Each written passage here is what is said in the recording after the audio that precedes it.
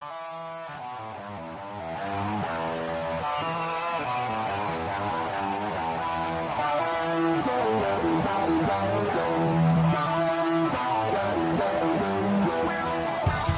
time in a long time, but back like I never left. Taking each day as it comes, you know me, I don't read ahead. Watch me burn down everything, BDE on the TV set. When I'm in control on the road, you could never really know what's up next.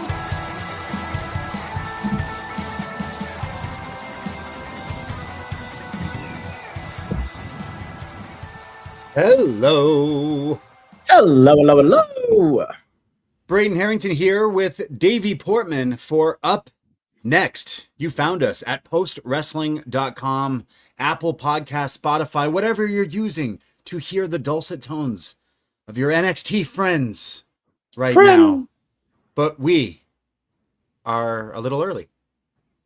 We are early and we are live on youtube.com/postwrestling. We are live, unlike tonight's WWE NXT. Yeah, I wasn't aware of this. I only watched last week's episode kind of today because I was away last week. So as I went to watch NXT, I was like, wait, the whole thing is up, which means the jig is up, which means it was a taped show, which was a nice little surprise, meaning they go for us here in the North, the Great White. It ended like there's no commercials. There's no picture in picture. It's just an hour 20 straight through. Yeah. So, it flew by really quickly. So just think, those Americans who are watching on the CW, they're still watching right now. They're watching a Burger King commercial right now, aren't they? We've probably, we're not even at the main event yet over there. So, no, it's always a nice little treat, I think, when we have these taped shows. It means we get to get in and out a little earlier, which is nice. Finishing before midnight is always a bit of a treat for us. So, yeah, we'll take these when we can. I mean, what else would we be doing on a Tuesday night? Watching NXT. We are always talking about NXT here at postwrestling.com. The wrestling never stops. There's always stuff to talk about, and we have a whole lot to talk about. So it's good that we have a few extra minutes to discuss all the other things going on in the world of wrestling. But while you are listening to us, whether you are in the YouTube or watching on a replay or listening in a podcast app somewhere, give Poisonrana Pod a follow, whatever you use, Spotify, Apple, YouTube, TikTok, even Instagram. Give at Poisonrana Pod a follow and check out all the other content that we do, because yes, we are your NXT friends, Braden and Davie, but we do so much more all across, whether it's the new Instagram and TikTok reels that we've been trying to push out, or just more podcasts. And we did one on Sunday talking about the AEWs and Redemption and everything going on. So we do cover all the other wrestling, and boy, do we have a lot of other podcasts. So if you like to hear us talking about NXT, you'll love hearing us talk about a whole lot of other stuff, because we certainly do. Absolutely. Where's your Portugal jersey, Braden? I burned it. Yeah, Portugal is out. Now I get Canada's out. I guess Canada's now out. I guess I got to cheer with your team now. I guess I got to go with England again. Can I just draw 3 lions on a shirt? I think so. Watching, it looks like your team. I mean, I think back to even the game before Mexico. Actually, I think back to a few games that I've watched of England. I'm like, hey, they were looking pretty good. And I think the Croatia game and certainly the Mexico game, like Mexico, despite being a man down for like majority of the second half and only being a goal behind when it went to 3-2, I felt so much more confident in that game than some of the others, because I thought England looked really good. So that gave me faith. I'm being very nervous throughout these, but they're looking good. I still don't know. I still feel there's when's the next one? The next one's Saturday. Saturday at 5. Yeah. You know what you need to do? You need a bucket of Vindaloo. Yeah, absolutely. Yeah. Me and my mum and my dad and my gran. Yeah. But Norway's going to be tough. Erling Haaland is a beast. But the good thing is a lot of our players are familiar with him because they play Premiership with him a lot. So, yeah, fingers crossed. But yeah, we've also got we're also up against, as most of the teams are, these FIFA referees. Man, everything's wrestling. Yeah. But that one Portugal. Now I'm a pork chop through and through, but if you ask majority of maybe my family on the Portuguese side, they're not the biggest Ronaldo fans. I know he's worldwide famous, but I know in my circles they don't necessarily love off him too much. But I know he's brought a lot of attention to Portugal for what, like 20 years and stuff. So I know he's been like the guy. But that one game was pretty sus. Now I know he scored the goal and then they rescinded it, but then 3 more in one game, that was hella sus. I mean, I was like, that's suspicious. On top of that, he should have missed the first 2 games of this tournament anyway, because he received a red card in a international friendly, and it's a Did Trump get him out? Kind of, yeah, kind of. It's the same deal as that US player where this like article that hasn't been invoked for years just happens to be for, you know, Ronaldo, one of the biggest stars, and I think it being a North American World Cup with a lot more attention from this part of the world on the World Cup, they like their stars, you know, like they don't like football, soccer isn't one of the big sports over here, but they've heard of a Ronaldo and they've heard of a Messi, and it certainly feels, especially with this Argentina game today as well, doing everything in their power to keep these players in the tournament, and like Argentina squeaking through by the skin of their teeth today against Egypt, which again, you know, there was a goal overturned for Egypt earlier in the game, and then very similar situation with a foul leading to a counter-attack and a goal that they just, we won't review that. Argentina are now 3-2 up with a minute left of the game. We don't need to review that one at all. I'm not normally the conspiracy hat guy when it comes to refereeing in sports. I am often like, hey, bad calls happen and things like that. But I don't know. It seems sus. And especially with the president of the United States going out there and saying, oh, yeah, I just told them. I was like, hey, this is unjust, this red card. Like Donald Trump knows what constitutes as a red card. What do you mean? He said he knows sports. He's like, as a former athlete, I was like, oh yeah, former athlete. Yeah. Everyone, when you think of Donald Trump, highest IQ in the world, and right. Yeah, absolutely hilarious shit. You saw the team doing the YMCA dance? Yes, they're just dancing on the grave. You know, pour one out for. You know, the FIFA World Cup continues, but they're all out of cum. We've lost all the cum. All the Canada, hosts, no more cum. United States and Mexico. All out of the, I don't know what someone else was thinking I was saying, but yeah, it's crazy. The hosts are not with the most.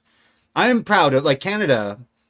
This is the most interest, like, for the last, I'd say in the last 10 years, soccer with TFC here in Toronto, it has picked up. Again, I am half Portuguese. It has been something I've been involved, like my family always watches, so I know its popularity worldwide. And of course I'm buddies with you and other people in my family who are British and so forth, so I know the impact. But it has picked up here in the last little while. I would say maybe not so much the States, but seeing the people come alive and the tourists and everything. I know the games here are done, obviously, but it was cool to see like people come together and whatnot. But you do have the hockey fans watching this being like, okay, what's with this offside nonsense? What do you mean if he's not the intended striker? The whole point of the fucking game is to get it in the fucking net.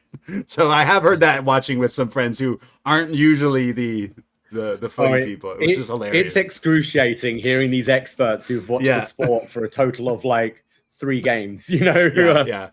Like exactly. These 2 old guys the other day were like, didn't realize it had gone into extra time because we're now in the we're out of the group. So, and they're going, why is this ref not blowing the whistle? It's like 101 minutes into the game. It's like, oh, you don't know anything. It's painful to hear. But I am glad it's like people did seem to get into it. And I did think Canada had a pretty good run. And I thought that last game, the score didn't really reflect how well they played. I thought so. I think everyone was just proud that we played a game, and in doing that, we even won a game. So like, cool, we did all right. So I know Canada, everyone here is just proud that we were invited to the party, and we showed up, and we brought a pretty good gift. We didn't stay all for the whole party, but we showed up a little bit, and we got to wave our maple leaf a little bit. So that was pretty cool to see. And I know, like, invited you to our homes, and then it was like, you know what, I'm going to bed, but you guys continue having fun. Clear up after yourselves when you leave. Yeah. So Portugal with the huge game here, like we had some friends that went, and it was just a whole scene in Toronto. It's like the pork chops took over. But I sadly had to work that day, so I did watch it live on TV. But I wanted to go downtown and be part of it. So yesterday with the last Portugal game, me and my cousin, we are the only two half white. Now I know Portuguese people are white, but you know what I mean, like real manja cake. He's half Portuguese, half British, and I'm half Canadian, half Portuguese. So we met up to go watch this game, and he recommended this place called Cafe Belém, which now I've heard that Ronaldo even has had their natas, but I had this bifana sandwich that blew my mind. It was amazing. So shout out Cafe Belém. But then me and my cousin walk into this very sketchy, divey Portuguese sports bar, and it's all old Portuguese men, and everyone stares at us, and they go, no, you're welcome here. So we sit down. They got the game on with the Portuguese satellite feed on. They're all yelling. 3 of the bartenders are the owners, and they're all named Nelson, which is funny because my one Portuguese uncle is named Nelson. And then we're drinking, what is it, Super Bock or whatever. And then we asked for like this one, these like snacks, and they go, no, we made all this food. Everyone gets for free at halftime. So halftime, I got served by this like old Portuguese lady some amazing food. So I had a fantastic day living the Portuguese life. But what a terrible game that was to be the one watching. So it made it all better with my little bit of vino, little bit of Portuguese food, and my some Douro. Yeah, is it? I had some chorizo. I had some favas. The bifana changed my life. That was fantastic. But yeah, so there was my one, like, support my heritage, support my team, and then Ronaldo, who I've been calling Naito.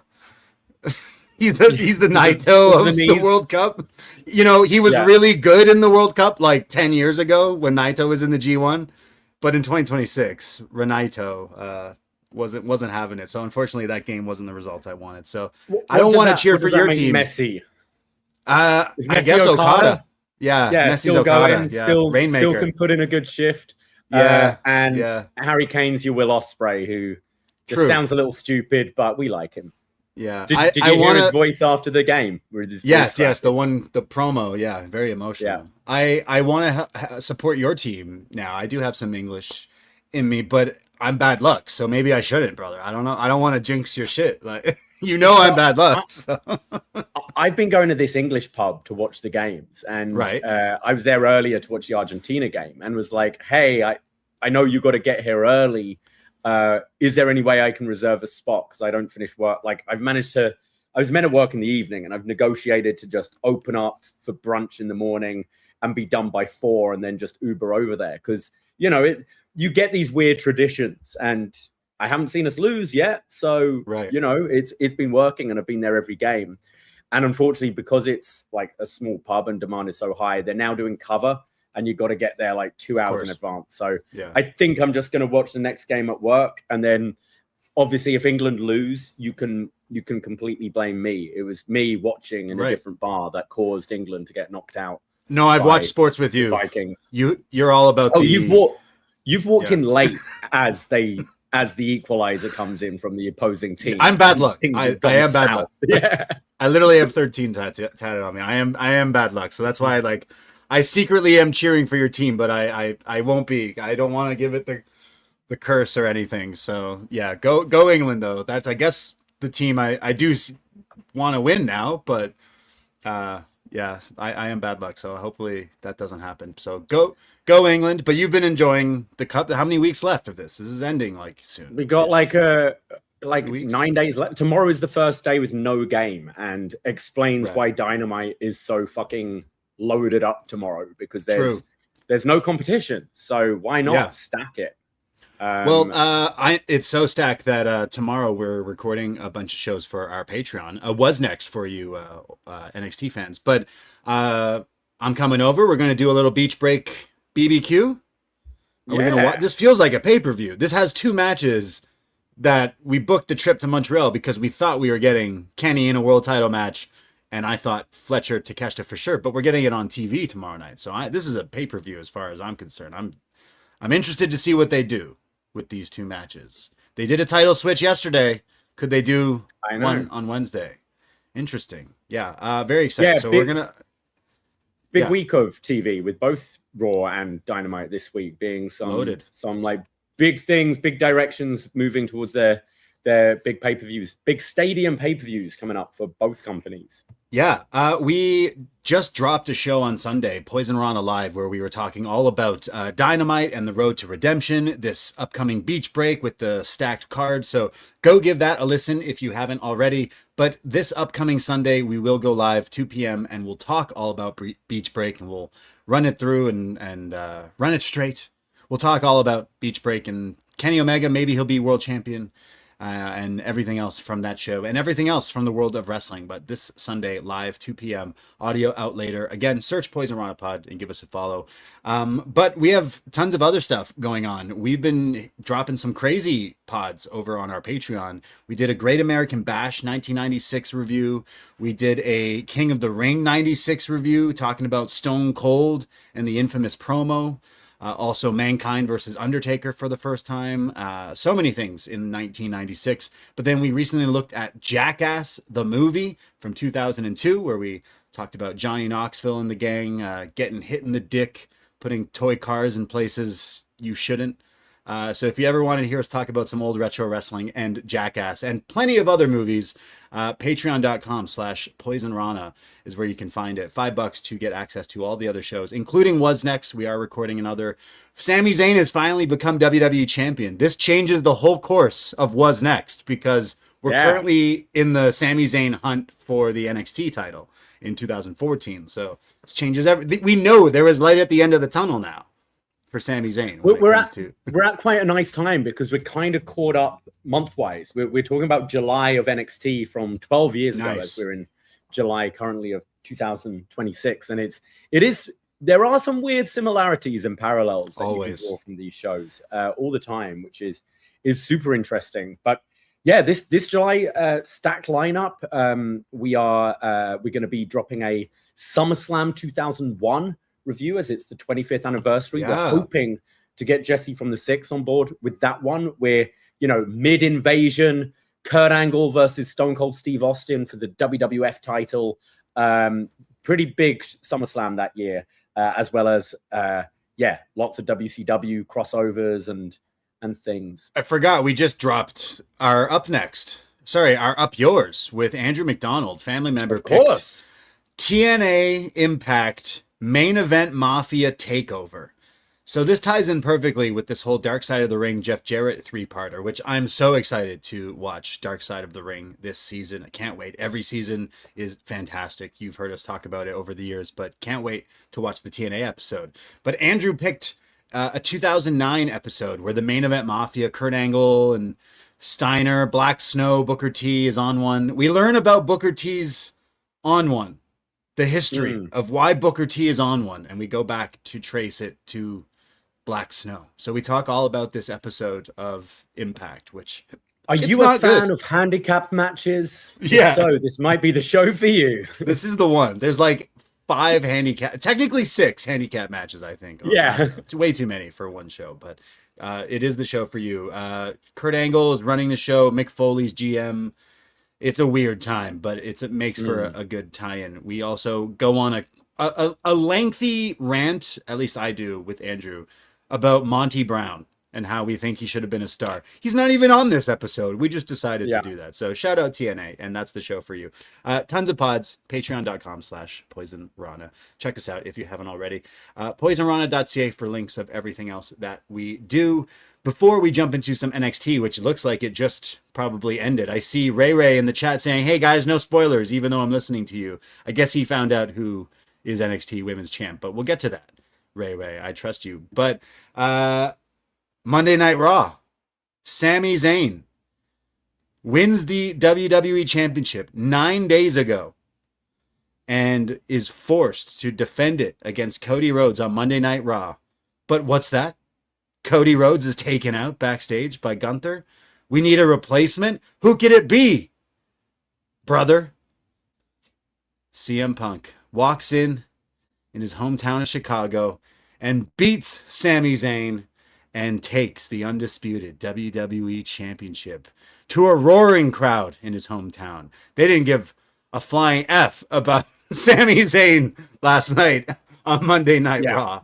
We don't care about your title reign and your dreams and aspirations. Are you not bored of him yet, Chicago? Like, it's all they got. Big moments. Him and in Ferris the home Bueller city, and Michael Jordan. Okay, they got a lot of people from Chicago, but they definitely love this guy. Wow. Okay. The other day we did a show, and I just pulled out of my dumb ass was like, yo, what if they did an angle where Cody gets taken out and Brock takes his spot and wins the title? Yeah. And I feel like I wasn't far off. I just had the wrong Paul Heyman guy.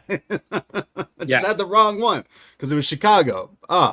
So yeah, Sami Zayn, 9-day title reign.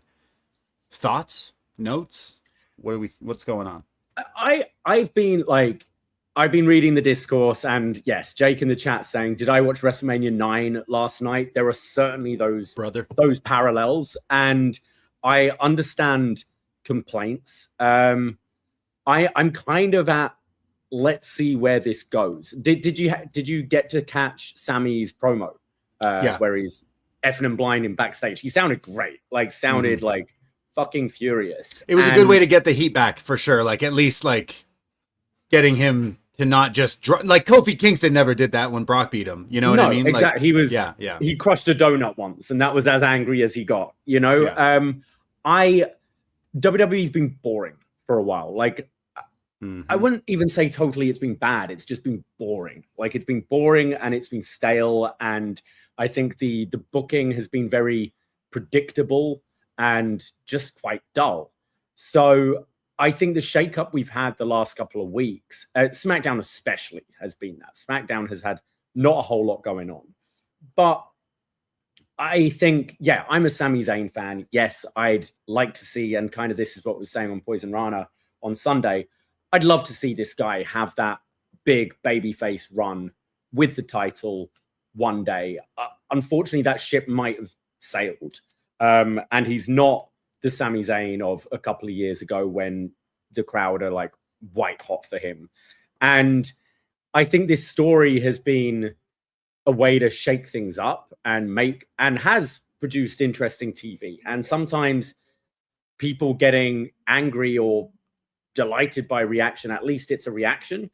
So I'm kind of okay with it, but I am curious to see where it goes.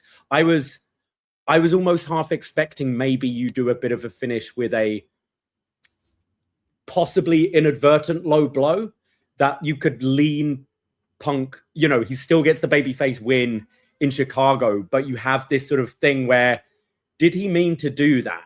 And kind of push Punk maybe towards this leaning heel role in the match with Cody. I think we were saying on Sunday, we love Sami Zayn, but what's the bigger match? The bigger match is Cody and Punk. And then what is Sami's story? Right. So, I mean, Cody and Punk is the biggest match you could do in WWE. It's the biggest right match now. you can do. Absolutely. You could do possibly for this year, next year. Like until you get Obafemi into the world title, which is probably WrestleMania against Roman, Punk and Cody is the biggest match since they've been in WWE. And I think this story has actually been kind of logical as well, because right since WrestleMania, Sami's had this sort of issue with Cody where it's like he's losing his friend because he wants the title, and he's getting frustrated and saying things he doesn't mean, but he's coming across a bit of a dick. Meanwhile, you had Punk with that promo of like, hey, he won the World Heavyweight title in the first place because Seth got injured and an opportunity fell from the sky. And he does that promo night after WrestleMania saying, like, who knows when the next opportunity will fall from the sky. And that's what's happened here with, Cody being taken out. So they have actually done the groundwork for this. Now, I'm curious with the follow-up, and especially with it being CM Punk, who's one of the most fascinating people in wrestling. Talked about, always. yeah. Most talked about, you know, you've had him being in the news cycle in the last few weeks with, you know, being disgruntled with some stuff around WrestleMania season, and, you know, like reports in the last week or so being like, there's a little bit of truth to it. Like, things aren't falling off the rails, but like, yeah, there was maybe a little bit of unhappiness going on there. And then him coming back to have taken time off and win the title on the first night in a very Hogan-esque way. Mm-hmm. Could it be the start of like this hypocrite character? You know, like I'm seeing the podcast with Colt Cabana come up again, where he's criticizing, you know, your part-timers, your Brock's beating him at SummerSlam and then fucking off until the Rumble and things like that. And is this something that they're laying the groundworks for? And maybe in the case of all three of them, Cody, Punk, and Sammy, maybe they're trying something where it's like, just you pick who are you siding with in this story? Because Sami Zayn's completely justified to be furious by this. You set me up, I won the title, you give me a title match immediately after, and then I get switched out the night of. I've been preparing to face Cody Rhodes, and now you're giving me CM Punk with no notice in Chicago. Of course he'd be fuming, you know, like, right. And so, but in his anger, he comes across as a bit of a dick, which makes people dislike him, but other people will be like, no, fuck, you've got a point. And then you've got the people who are going to be like, fuck Phil Hogan, CM Hogan, all of that for doing this. And you've got the fans who just love him, whatever he does and says. And then you've got Cody, who's just still the white meat babyface in the middle that some people still support and some people have grown tired of. So all three are the same. All three have the similar, like, some people don't like them and some people, they get the boos and they get the cheers in different places that they're in. Which I think is interesting. And it's more interesting than anything else they've done recently. So I'm kind of on the side where I understand why people are unhappy about this. But I actually, the more I think about it, I'm like, let's see where we're going. What about yourself? Yeah. Like you saying, what's the bigger match? Obviously, Punk and Cody. We're going to see that a few times in the next year, 2 years, hopefully, because again, I feel like since both of them jumped ship right away, they became the, you know, number 2 and 3 behind Roman, I'd say, instantly since joining WWE. And for those short years already, we've been like teased the match. They've had faces to faces, the glimpses and the looks. And it's like, okay, yeah, these two definitely on a collision course to have this big WrestleMania match. And it seems like, well, no, we're going to hot track and just go to SummerSlam. And it sucks for Sammy for multiple reasons. At the end of the day, he did it. Adrian, he did it. He won the WWE Championship. You can't take that away from him. I know, I saw he already went home to Montreal and took it out around town and took it to different places and got photos with it. So he got to do his Montreal hometown champion, you know, celebration, but it was 9 days. And yeah, I mean, if you bust in 30 seconds, you still hit. It still counts. So, you know, Sammy, you still did it. All right. I mean, you still made it. I think that's the other thing. Like, you look at the comparisons. It's the same with this Derby run. Yeah, the Derby run lasted longer than 9 days, but was still a short run. And the comparisons to Mick Foley, right? And sure, would we be talking about Mick Foley in a different way in 2026 if he had a 6-month run with the title? Sure. I don't think so. I'm still, you know, I'm a big Sammy guy, and it's definitely like, as soon as he won, we were the discussions, the discourse is how they're going to do him dirty. How are they going to do him dirty? Right away, I'm like, yeah, this just smelt fishy to me. Why would they just randomly go and give it to Sammy on something that didn't necessarily feel like the hot ticket? Like, he's had such bigger moments and opportunities, but I don't know. I'm happy for him. But right away, myself and many others were like, how are they going to do him dirty? And not only did they do that, but they managed to, like we said, it mirrors the Bret Hart can't compete. So don't worry, brother. We got Hulk Hogan to take the spot. No, Cody's taken out and CM Punk takes his spot and goes and wins the title. It's pretty funny. It's actually genius. It's hilarious because I don't know if we're actually going to get this corporate hypocrite Punk, but you could easily do it because he would be like, yeah, I am those things. I wanted to make money. I said from the beginning, I'm not here to make friends. But you said you can keep these characters balanced and true to themselves because you can have Cody say those things to CM Punk. You've become what you've hated. You've become The Rock in 10 years ago when you were upset. You've become everything that you said, except now the spotlight is on you, so it's okay. Essentially, Like I think this is like I laughed out loud when Cody got powerbombed because my brain went, "Oh, of course, it's Chicago. It's obviously CM Punk." So like, I thought that was a fantastic bit of business that they did. And I thought on top of that, I thought CM Punk and Sami Zayn had one of my favorite Raw matches that I have seen in maybe like years. And we've watched some decent ones in the past, like some standouts. We were at the AJ and Punk one in Toronto, but this was pretty good. And I bit on, I mean, you just knew Punk was winning, but you bit on what was happening. I think Punk should keep the haluva kick, and I think Sami should keep the GTS because I think both of them hit it really nice. Yeah, both of them hit it really nice. I thought, and Punk's like work isn't the smoothest at times, but no, I agree. I thoroughly enjoyed the match, and I think you hit the nail on the head about like this now gives fodder for Cody in these promo battles leading up to SummerSlam, and often with CM Punk feuds, that's the most interesting thing we can have. It's the promos every week. What are they going to say to each other? And he does a great job of blurring between what's, like kayfabe and shoot and all of that. So sure. I think that's interesting. I mean, okay, any scenario where this is a triple threat or? Yeah. I have some other thoughts here because, okay, you said, what's the big match? Well, obviously Cody Punk, the first encounter here in this iteration of these two, is going to be huge in a stadium SummerSlam. Yeah, we eventually got to go to Sami Zayn getting a rematch or a triple threat. I've been going off about the ladder war, the ladder match.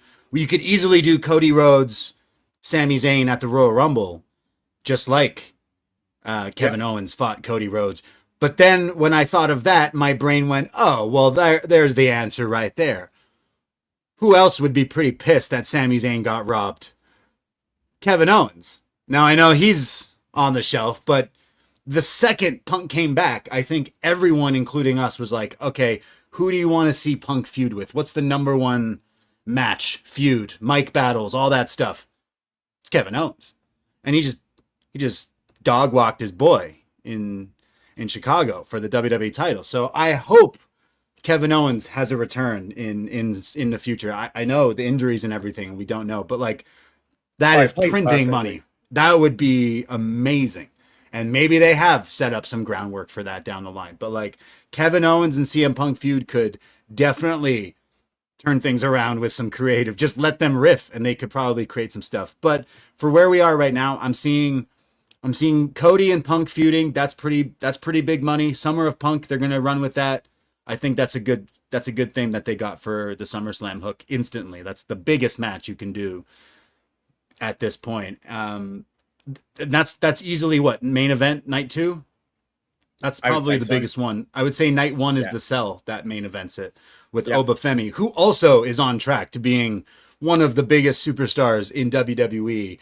I mean, let alone the strut that I've seen everywhere. I went to a Jays game the other day. I heard it. The theme song played multiple times at the game. I was like, oh, I know that. And I saw people even doing the strut. I'm like, that's crazy that the Obafemi thing is that over. But then I heard him talk and cut an incredible promo, I thought, to Paul Heyman on Brock Lesnar. So I thought there was some good stuff for SummerSlam. Yeah, I just want to pause one last point before going on to Oba. But I can see Sami quitting. I think that's where we might be going. Because I don't... I think if you do the triple threat at SummerSlam, it's kind of like with what you did with WrestleMania last year with Seth, Roman, Punk, where you go, this is fine to do at some point, but I feel we should have the singles match first, and then we should get the singles. Yeah. So, and I think maybe Sami doesn't need to be on SummerSlam, and I think it actually. he quits. I think he disappears. I think he takes all a bit in. of a break. And then El Generico is all in. I just think he could have a few months off. And then when you're not expecting it, he can come back and, you know, haluva kick Punk or whoever to have a big return and be used down the line. But I see that's kind of, with that promo he cut after the show last night, I can see that making sense because there isn't a story for him unless it is the triple threat right now. And you've got 3 weeks to go. But Ober and Paul Heyman, Ober's just it, isn't he? He's got it all. He's got the look. He's got the fit. He looked good. He sounded good, saying, got to go through hell to get to heaven. Well, tell Brock I'll see him in hell. I thought he instantly clicks as like a big WWE character that they desperately need. And he slid in perfectly in months of being on TV. Like we watched him in NXT and we've seen his growth. He got better in ring. He got better just having the it factor, like the charisma, and he is just oozing it now on TV. I thought he sounded great, and it does sell me on the match. Like Brock and him are gonna throw each other around inside the cell in SummerSlam. So yeah, I thought that he sounded good. Is this Brock's last match? Retirement? They haven't really hinted at that, have they? No. They haven't. Like I thought maybe you might have here Ober like up the stakes where he goes, and if I win, you actually stay retired now or something. But I don't know. I don't know. Still a big match, and I totally see Obafemi winning this one. And then if you at this point, if you're not doing it at SummerSlam, I'd say Ober and Roman is your main event next year at WrestleMania. Absolutely, it's the main event of WrestleMania. Like if it's not Cody and Punk 2 one night and Oba Roman, that's probably it for both nights of WrestleMania. Which there is 2, right? Even though it's there's still going to be 2. It's of 2 course nights. there is. Although they haven't announced dates yet. Oh, okay. Oh, interesting. Something else though, I mentioned I loved Obafemi's promo, and right away I was like, wow, like you've stepped it up. You look the part, you're believable, and your theme and your walk has gotten over worldwide very quickly. You're it. Like you're the next big thing in WWE as far as I'm concerned. And I thought he jumped off the screen. But I will say, I watched Raw very early this morning. I woke up early. I was like, all right, I'll put on. I didn't see anything. I just was like, all right, sick. Woke up, made a coffee, put on Raw. Seth Rollins comes out, starts cutting this promo. I fell asleep. I wake up 30 minutes later and my TV Raw is on. There's like I don't know, I think Sammy or something. I forget what was on. So I rewind and learn that he's still fucking talking. So I watched the Seth promo and he's bored. He literally put me to sleep. And then LA Knight comes out and goes, oh, geez, you're bored everyone to death. I howled so loud because that is exactly how I felt. I literally, maybe because I'm not used to waking up this early, but I was like, I was put back to sleep from a Seth Rollins promo yesterday on Monday Night Raw, and that is the truth. I just had to tell that story. And LA Knight, I'm back on the LA Knight train. Put your stock back. Fuck it. Just go with him at some point. Like he still is clown. Every time he's with the Bloodline guys, he's saying things that are pretty funny, considering they're still doing this Bloodline stuff. And then here he went off on Seth and Roman about like, oh brother, your haircut, brother. I thought he scorched him yet again. So yeah, LA Knight literally speaking truth because Seth was boring the shit out of me with that promo. He looked good though. I like the black on black fit. Yeah, I agree. I think there's just it's all stuff we've heard so many times. And also I just find his character, we've seen this with him twice. We saw it when when he was kicked out of the Authority way back when, right. and with the Vision, where it's like we're now supposed to sympathize with this guy who's being a dick because the other dicks have now rejected him. It doesn't make me want to cheer him, and I think he comes across whiny, and I thought LA Knight kind of really exposed him in this. I thought he came across great, and it's a shame. Like I could see LA Knight post SummerSlam feuding with either of these guys, Seth or Roman. He's got his thing with the Usos going on right now, but I'm glad he's still in the mix somewhat, but I would like to see him get his moment because I think he's been tremendous. Yeah, no, I think he's funny, and he does kind of expose the people that he's cutting these promos on, because I am sick of these long, boring Seth promos and Bloodline stuff, and he's been kind of calling it out in his promos. So I feel like you could easily do an LA Knight chasing for some gold, but like we said, the end game of next year is Oba and Roman, so I don't know if you're going to have an LA title run this year. But as he said in his promo, hey, my time will come, as Seth also said, so maybe. I mean, an LA Knight CM Punk feud is something I'd like to see. As well, because just both great on the mic. That's something you could do down the line as well. But yeah, like I pretty eventful Raw last night. You also had the Vision winning the tag titles again with the aid of Maxine Dupree, which has been one of these little Easter eggs they've been doing for months now with her and Theory just chatting in the background of certain scenes. But her fully joining Theory and the Vision now and taking those tag titles off the Street Profits. What was more sexual, the kiss between Maxine and Austin Theory, or Montez Ford and the moment he had with that security guard jiving his hips? Oh my God. Have you seen this? I haven't, no. Now we've heard stories of what is it, AEW non-union guys saying they're put in bad situations. This one security guard got a strong case last night on Monday Night Raw. Montez Ford has the title on, and they like walk through the crowd, and there's a seated security guards, and Tez gets right up in his face and starts like humping the air, and then makes the title dance a little bit, but it's like his crotch, and it's like, and the security guard doesn't break. But you could tell he was fighting for his life. Yeah, it was hilarious. And the thing is, these are, not necessarily wrestling fans. These security, they're just hired by the venue, and like, he's going, what is going on here? Yeah, I can see it now. Dick in my face. I need to get paid extra for this. Yeah, but watch out, those non-union guys. Hopefully they gave him a few T-shirts, some Street Profits merch, Yeah. But yeah, Maxine Dupree and Austin Theory. They're the new hot couple on Raw. But Heyman's not happy with Theory. Right. He's like, man, this group is a bunch of geeks. I like Braun and I like Brock, but the rest I'm kind of over with, and kind of echoing, I think, audience's sentiment with well, Heyman had that segment with Oba where he was terrified because Oba was like, tell your client all that stuff. And maybe running through Paul Heyman's head was, so Braun was the wrong choice. It clearly was meant to be Oba from the beginning. They tried with Braun, but it's going to work with Oba. That's for sure. Whatever they're going to try. But yeah, you know what?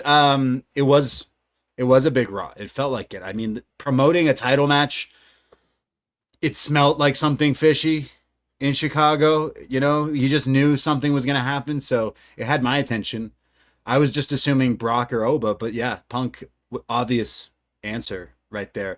Just him, the reveal of CM Punk with that gate opening up.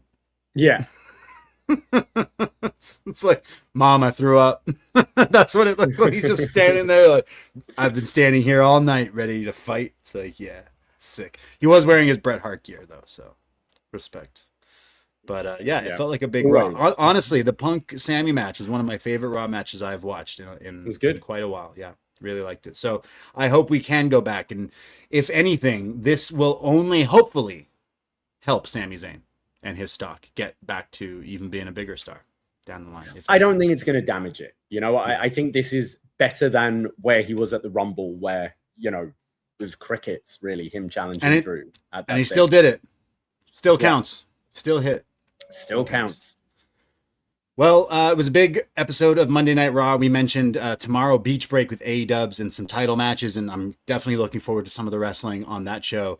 We will go live this Sunday, 2 p.m., Poisonrana live. We'll talk all about Beach Break and SmackDown and everything else in the world of pro wrestling. So have no fear. We will talk about the AEWs and everything else going on, because we're excited. We're going to the next two big pay-per-view cycles of Redemption and All in London. So anyone going to those 2 shows, hit us up. We will try to do some sort of meetups down the line, but follow this space as well as Toronto folks. We are trying to organize a SummerSlam watch party in just a few weeks at the National. So follow our space, hopefully. We literally got the text as recording. It is confirmed. So nice. I'm going to try my best to throw tickets on sale tomorrow for SummerSlam for both nights at the National. And it's looking like, we haven't done any since WrestleMania, but we had 2 nights and it was such a party. And if you're listening in the Toronto area, we would love to see you and come hang out both nights of SummerSlam. Cody and Punk with a big bar full of crazy wrestling fans. Hell yeah. We're also got some crazy prizes, possibly a replica of the original IC title and a winged eagle. Yeah. Big Tom, Pure Fandom's got the hookups of some belts. So we're going to have some crazy merch as well as the Austin vests and stuff. So Poisonrana.ca, if you're in the Toronto area, we would love to see you. But I have booked my flights now. I'm joining you for All In, and I know we have some fans across the pond and stuff. So I'm excited to see you fine folks and lads and ladesses and everyone, because we're over here in North America and Canada and stuff, and we travel to some of the states and stuff, but you go home every now and then. But when we go to like the big wrestling thing, it's cool. You booked it and I was on the fence, and I'm like, a big thing is seeing and talking to the people, and especially in the wrestling universe. So I had to bite the bullet and do it, and I'm not looking back. No regrets. I just won't look at my regrets. Big bank statements for a little while, but I'm all in. We'll see you guys there. So definitely excited about that. And shout out Jack for covering for last week and for the last few times. Jack won and doing incredible stuff with postwrestling.com as well as the rest of the team. Last week was Eric, but I can see why you're confused. Oh, right. There. Yeah. They looked identical. Yeah. Sorry. Last week was Eric. But the week before that was Jack. Yeah. Yes. Thank you. So shout out Eric Marcotte as well. You legend. Check out the work Eric does too at Post Wrestling, the Post Wrestling universe, all the people. Eric does a ton of stuff. Eric and Jack do stuff as well, cover some UFC as well with John Pollock. But shout out Neil Flanagan from postwrestling.com, getting some shine from Dave Meltzer today on Twitter. In another unfortunate Meltzer tweet where, like, I don't think he looks at what he's saying and what it looks like he's saying something else, because he was trying to give our pal Neil some like shine, I think, but instead made it look like our friend Neil might be a criminal. I'm not sure. It's the unfortunate cutting off. It's a quote tweet, right? So it's it's about Conor McGregor and someone kind of praising the few voices that have been calling out, like, this guy is a fuck. Like, he's he's a piece of shit and has done some really nasty things and is now getting this spotlight once again. And Meltzer sort of saying, don't forget our man Neil as well, who's been doing that as well and talking about that. But the way the quote tweet looks, it looks like he's accusing Neil Flanagan of doing some of the things that Conor McGregor has done. Yeah, unfortunate.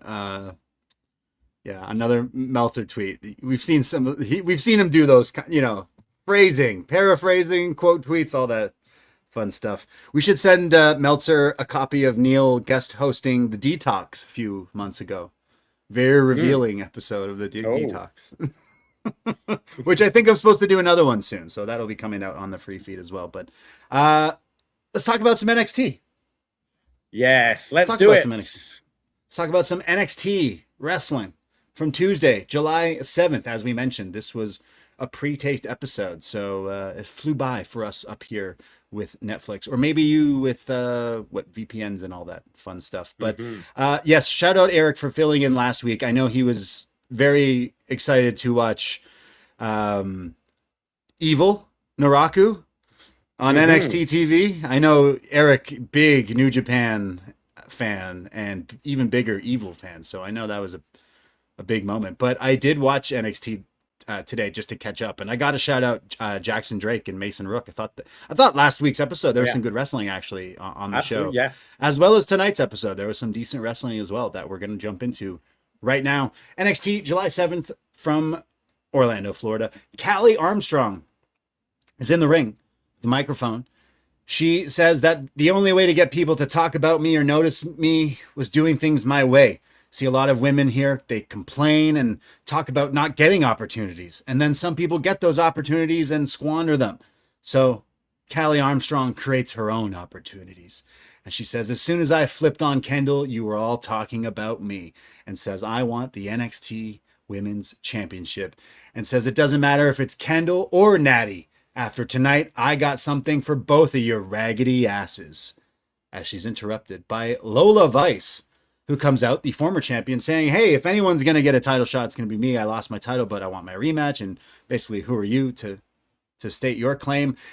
When they're both interrupted by Kalani, who comes out and says, you both don't deserve a championship match. I beat Tatum and I'm the standout, so I should be the one next in line. They all start to argue when Callie Armstrong ducks both of them, hits the ropes, and does what I could best describe as a Ultimate Warrior style, like flying shoulder block to both of them, which apparently it's very Ultimate Warrior-esque because this KOs both of these women. They are knocked out by shoulder blocks to their shoulders, and they drop down, and Callie stands strong. So kind of putting into place, we'll get a number one contendership match announced for next week, but it's looking like these three all stating their claim for some gold. But very powerful shoulders with that shoulder block.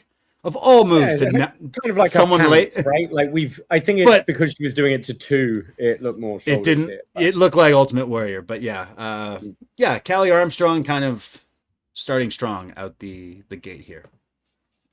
Yeah, I like that they're giving a lot of these new people mic time. They're not just putting them in little 3-minute matches. They're trying to. There's a new crop of like 7 or 8 talent that they're really trying to give a lot to right now. And Callie, they've put into this mix. I don't see her winning it next week unless this is like a little TV hurdle for Kendal to get over. Sure, yeah. Because I do see Kalani being the destination down the line. But I thought she sounded all right. I thought it was a pretty generic promo, but I thought her delivery was decent. Yeah, I agree. Like most of the things she said is pretty copy paste, but I think she's got enough charisma and like she feels comfortable on the mic. I think we have seen her wrestle and like she looks good. Just my one gripe was like you hit them with a pretty, John Cena looking shoulder thing and they're selling it like they got hit with the Stone Cold Stunner almost. But yeah, so far some of these new characters, I'm liking that we get to see a lot more of them, and giving them mic time is something maybe like out there in front of a crowd and not being a pre-tape is a lot different. So absolutely. Power to her. We go to our first match. A lot of number one contenders, a few fatal 4-ways, but we start with a fatal 4-way tag team match, number one contendership for the NXT tag team titles. The winners will face Vanity Project next week on NXT. We have our teams DarkState of Cutler James and Osiris Griffin. We got Sean Legacy and Dorian Van Dukes, Stax and Uriah Connor from the BirthRight, and OTM, Bronco Nima and Lucian Price. Legacy and Dorian really lighting everyone up with like this fast offense pretty quick. Bronco's in there with a backbreaker on Stax, which is pretty nice. I hope he's all right. Lucian is in powering up and throwing people around. At one point, Legacy and Dorian hit this like double standing moonsault, and then in a few seconds they hit like double moonsaults to the outside as well. There's a super kick party when we came back from break where everyone's hitting everyone with different moves. Legacy hits a DDT for a near fall, and then the BirthRight hits this like suplex bomb on Dorian, but he kicks out of it, kind of like the street sweeper or something. It was pretty cool. Yeah. There's then Stax gets his nasty tumble to the floor, and then I mentioned the double moonsaults from the high flyers. Osiris does a dive to everyone, sort of, and then Saquon Sugars shows up ringside with his baseball bat, but then he's kind of scared off, and then OTM catch Uriah in the ring with the Scott drop type move, but it's broken up, allowing I think it's Uriah who's left in the ring, and it's Dorian Van Dukes who hits the splash, and then Legacy with the 450 springboard for the 1-2-3, and Sean Legacy gets the pin, meaning DVD and Legacy are your new #1 contenders. But this is a pretty flashy match. There's a lot of stuff going on with all the people in it, considering it's a 4-way tag match. But Legacy and Dorian were doing the most, and they won the match. So they definitely deserved it. They were flying around this ring. Yeah, and then versus Vanity Project sounds a whole lot of fun. Like that was probably the match I'd most want to see out of all these teams. Whether it's the match before the match, and we'll get this at the next PLE as well, Heatwave, because this sounds like a pretty fun match. I enjoyed this. I think I always say, like, they book these multi-person matches really well in NXT, and I think the likes of DVD and Sean Legacy have been such a breath of fresh air. They're so exciting and fun to watch.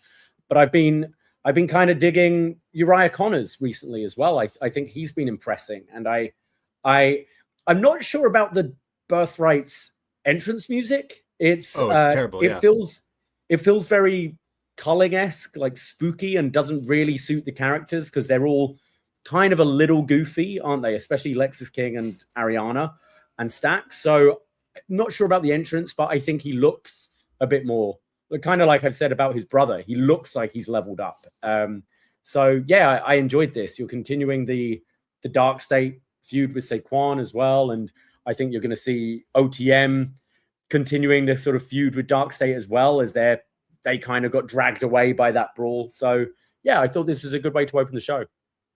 Yeah, I think OTM will help out Sugars, right? Later we'll see a promo, but like clearly they're going to be the ones to join him to beat up, to help with the numbers game. But yeah, a pretty fun match to start, and I am excited to see Vanity Project versus Legacy and DVD. Like, these two are quickly becoming two of my favorites to watch, and Vanity Project, since jumping to NXT, have been my favorite. So next week is definitely a tag match. It's going to be a show stealer. Looking forward to that one.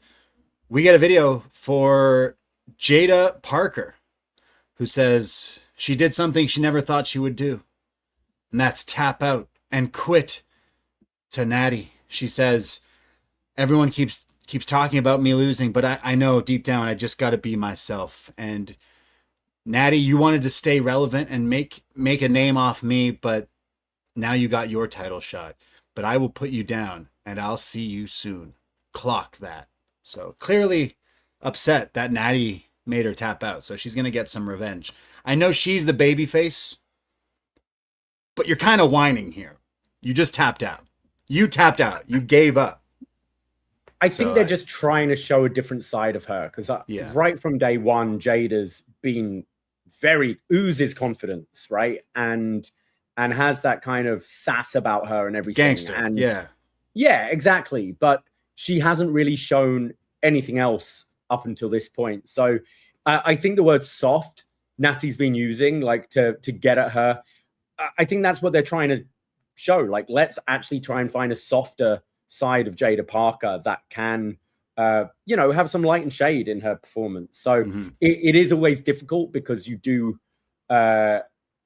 borderline, as you say, being whiny about your loss. But I can see why it could go there. I didn't feel she fully went there, so I didn't mind this.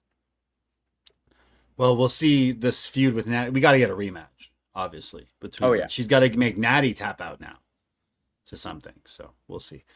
We have Saquon Sugars backstage with Emily Agard. He's asked about DarkState, and he says, I think he says they're moving smart, but I'm trying to move smarter. I'm playing chess, and they're playing Hungry Hippos, but they have more than me. The numbers game, and I need friends.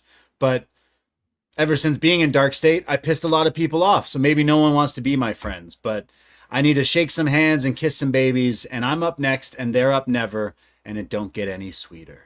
So I imagine OTM help him out. We should start clipping anytime someone on NXT says, I'm up next, or you're up next, because they do use it quite a lot. I always think Sugar sounds good. It looks like we're going to OTM backing him up.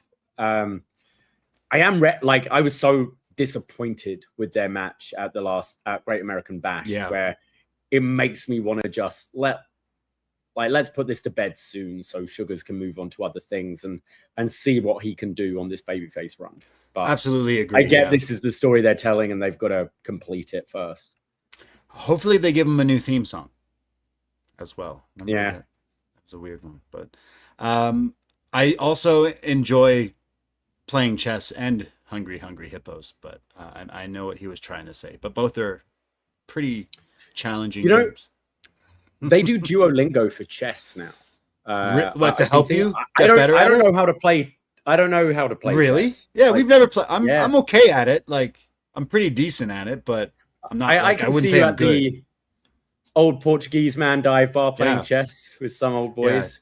Yeah. I'm not good at it. I'm not good at many games, but chess I'm okay at. And what's the card game? Big Two. Fuck you up in Big Two. Okay. But Hungry Hippos, maybe I might not be so good at that, but still.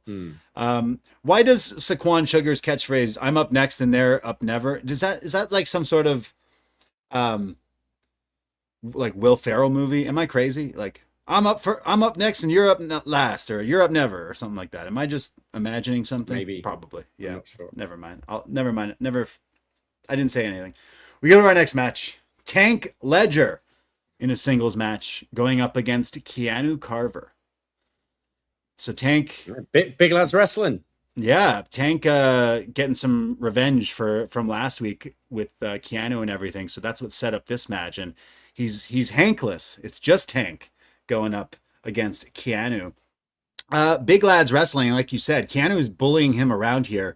Ends up hitting him with this huge clothesline, knocking him down as Booker T goes off like, "This is the guy. This is the future Keanu Carver." And then Vic's like, "Aren't you supposed to be unbiased?" And he's like, "I am unbiased, but like this guy's great, and I told you from day one I'm behind this guy." He hits a power bomb on Tank, but Ledger kicks out at 2, and the crowd start to fire up. Tank fires up and hits a clothesline of his own, and then a swanton bomb for a 2 count. Eventually hits a Saito suplex. Tank Ledger going all Japan here with a side Saito suplex, and then Carver comes back with like they call it a drop kick, but it's more so like the Cameron Grimes stomp. But from Carver, who's huge, I see it's what you crazy. mean. Yeah. Like he drop kicks somebody, he ends up like kind of stomping him at the same time. It was nuts. He picks him up and Alabama slams him. So you know that got credits from me. I was like, ooh, a shout out to Hardcore Holly. Keanu Carver pins Tank Ledger. But there was some impressive stuff in this pretty short match, I thought. Like the Swanton bomb, the power bomb, that Saito suplex. These big boys were throwing some bombs.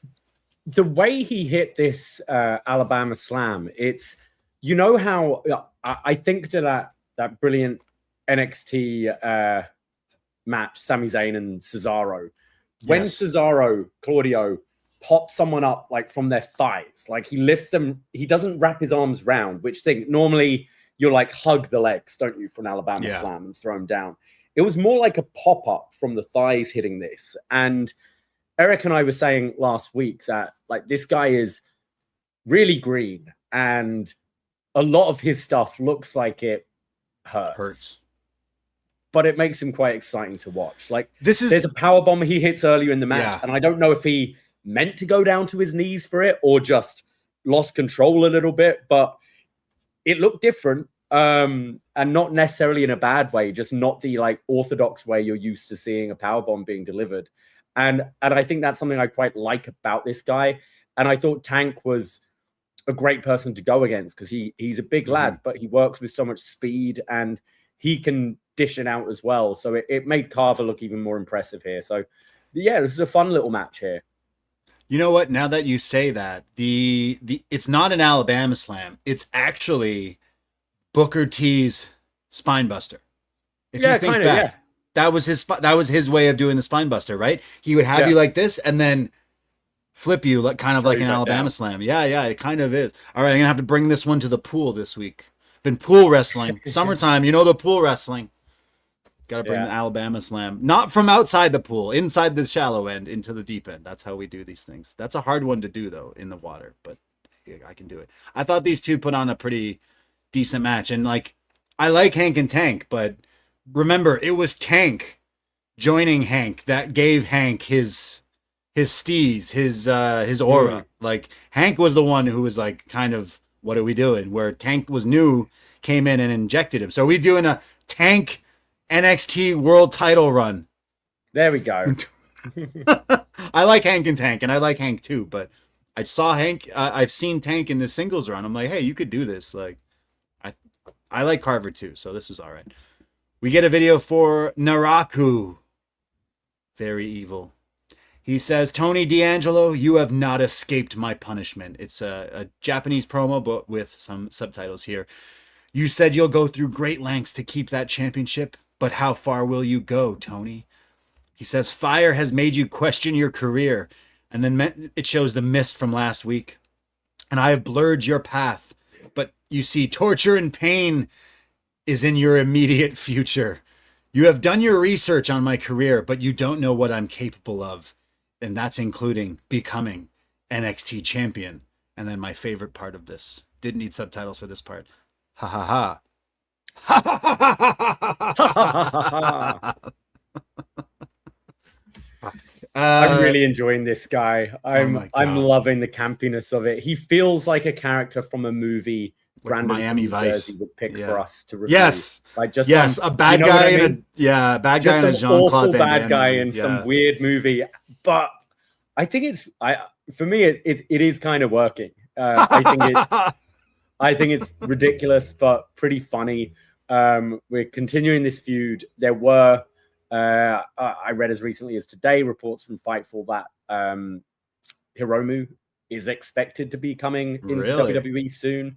So whether that is someone who you can pair up with Naraku to help him win the title from Tony D, and then maybe build up a Mason Rook or whoever to be the ultimate one to take it from Naraku, perhaps is something you could do. But sweet.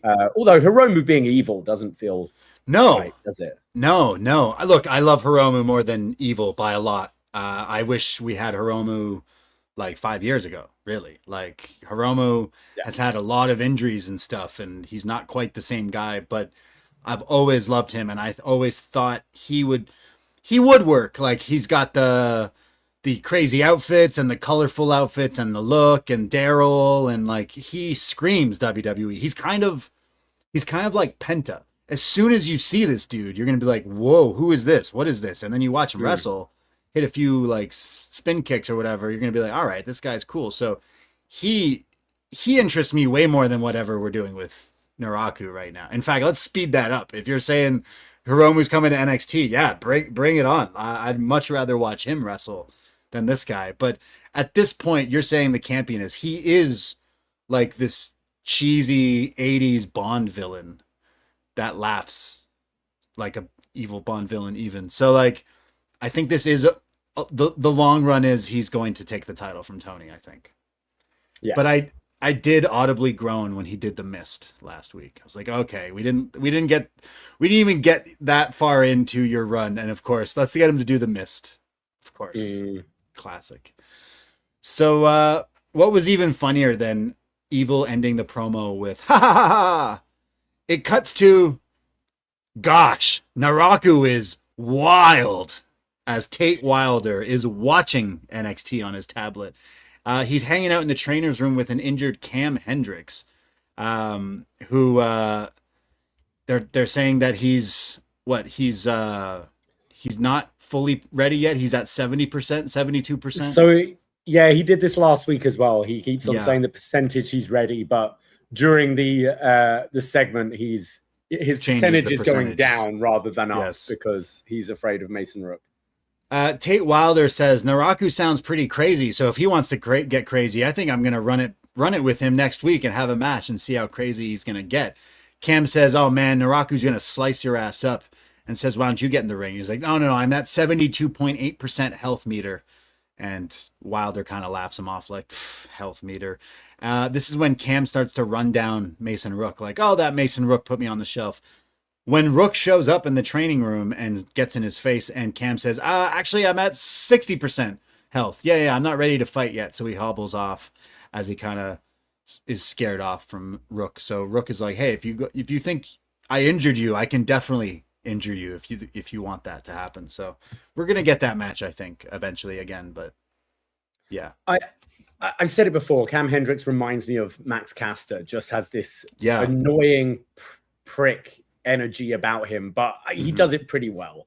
Mason Rook has lost a bit of aura for me since his debut. I think I haven't liked seeing him hang out with geeks backstage. I know what you mean. He was kind of doing comedy with Lizzy Rain the other week, and even just being involved with Hendricks and Wilder here. I don't know. This is developmental, and you need, like I was saying, earlier, one of the good things is getting a Callie Armstrong out there and talking and stuff like that. But we need to work on something with him, because whenever he talks, he is losing something for me.